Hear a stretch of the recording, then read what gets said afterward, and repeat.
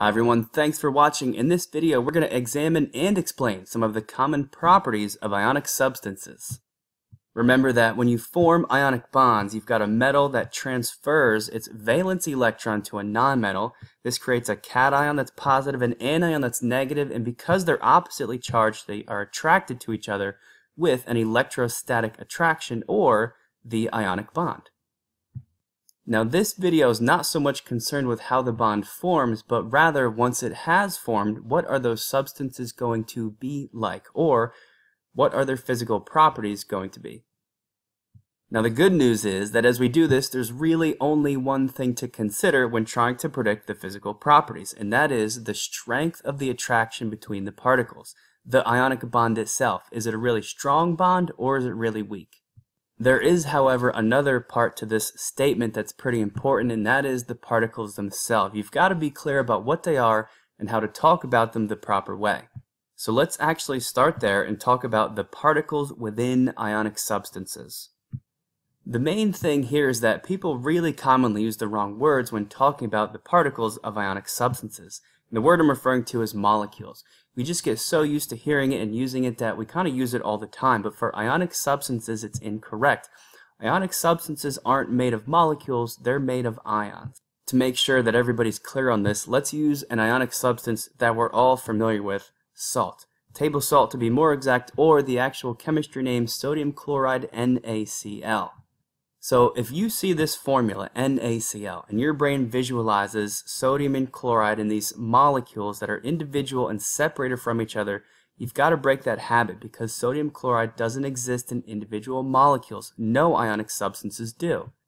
But then, if there's no molecules, what are there? Well, they're just ions. Really, there is a positive sodium, and it is attracted to a negative chlorine, but it's not separated from all the others. This negative chlorine still attracts another positive sodium just on the other side, and then another negative chlorine, positive, negative, and it just kind of expands outwards where every negative is next to a positive on all sides with rows. And if you go three-dimensional, there's whole other sets of rows out in front of those, and eventually you get something that looks like this, or it gets so big that you can see it in the form of an actual salt crystal. The official name for organized rows of ions, not molecules, is a lattice structure, and it's our first key idea for the video. So with that cleared up, let's get back to our original statement and focus on that attraction, the ionic bond, and actually begin to predict some physical properties of these substances. Now, that ionic bond attraction is really, really strong. It's one of the strongest attractive forces in the world of chemistry, and the effect that that has is keeping the ions held really tightly in place. They don't move very much. It also makes it really difficult to separate them from each other. This explains our first property, which is that ionic substances tend to be solids at room temperature. Solid particles don't move very much at all. They just kind of wiggle or vibrate in place, which is what ions do because of that really strong bond holding them together. Now imagine taking that solid and turning it into a liquid, a process we all know is melting. Because the ions are so difficult to separate, that's really hard to do. Lots of heat is required to separate those ions, which is why ionic substances tend to have really high melting points. And one of the weird things is that even though the ionic bonds are really strong, when you add those substances to water, many ionic bonds are pretty easily broken and those ions become separated.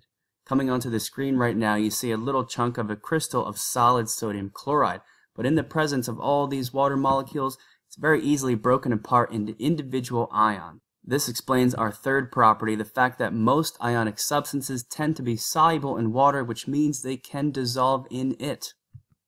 And for our final two properties, just remember that the ions cannot move when in a solid form. They just kind of wiggle, but in the liquid form or the dissolved form, they can move.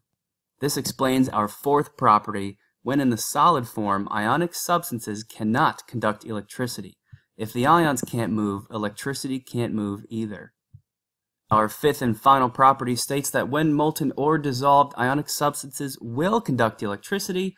And that's because in the liquid state or dissolved, the charged particles, the ions themselves, suddenly they can move. And that is what's required for electricity to be conducted. And that concludes this video. Thank you very much for watching. Here's a brief summary.